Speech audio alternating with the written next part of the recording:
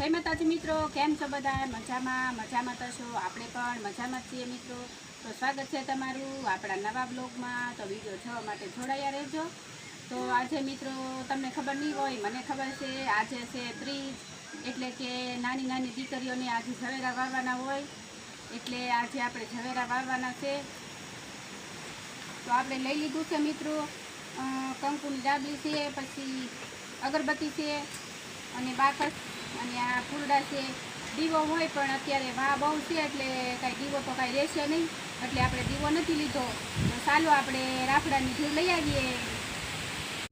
જય માતાજી મિત્રો, તો આપણે પોગી ગયા છીએ રાફડે. તો ચાલો પવન નથી ત્યાં અગરબત્તી કરી નાખીએ. દીવો તો રહેશે નહીં કાંઈ.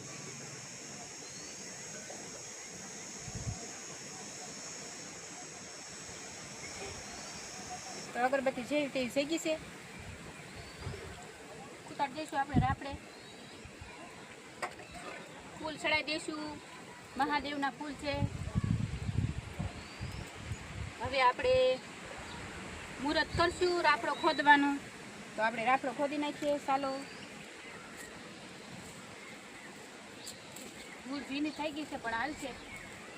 વરસાદ હતો એટલે પલ્લી ગઈ હતી.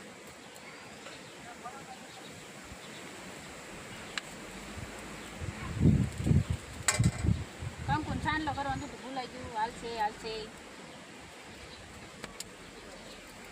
તો હવે આપણે લઈ લઈશું ડીશમાં રાફડાની ધૂળ. અમારા ઘરની બાજુમાં જ છે મિત્રો ધૂળ.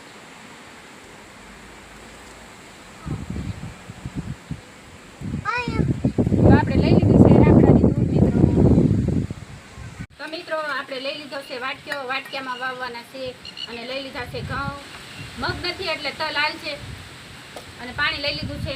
ચાલો આપણે જુવારા વાવી દઈએ. આ છે રાફડાની ધૂળ. પહેલાં થોડી ધૂળ નાખવાની, આમ પછી ઘઉં નાખશું થોડાક કાકાના, આમ પછી થોડાક તલ નાખશું. 2-3 દાણા તલ નાખશું. પછી પાછી થોડી ધૂળ નાખશું.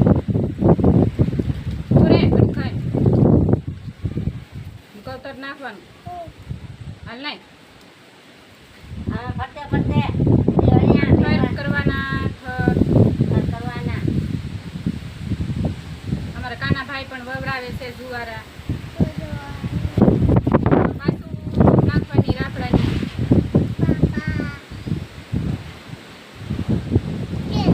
અરે આ તો ઢોળાઈ જાય બધા. આપણે ઘણી બધી ધૂળ નાખી દીધી છે. વાટક્યો નાનો છે. હવે નાખવાના એલા બનાવો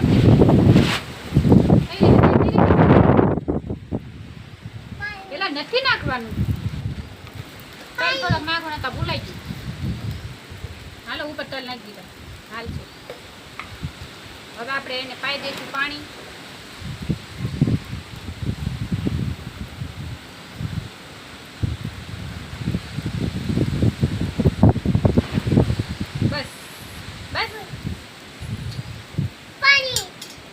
તો આપણે વાવી દીધા છે ઝવેરા વાટક્યામાં. અને આજે બધાને ઝવેરા વાવવાના હોય એટલે આપણે વાવી દીધા છે. 30 છે એટલે બધાને ઝવેરા વાવવાના હોય. તો તમે પણ મિત્રો વાવી દેજો. આપણે ઝવેરા વાવી દીધા છે. તો આવજો. જય માતાજી.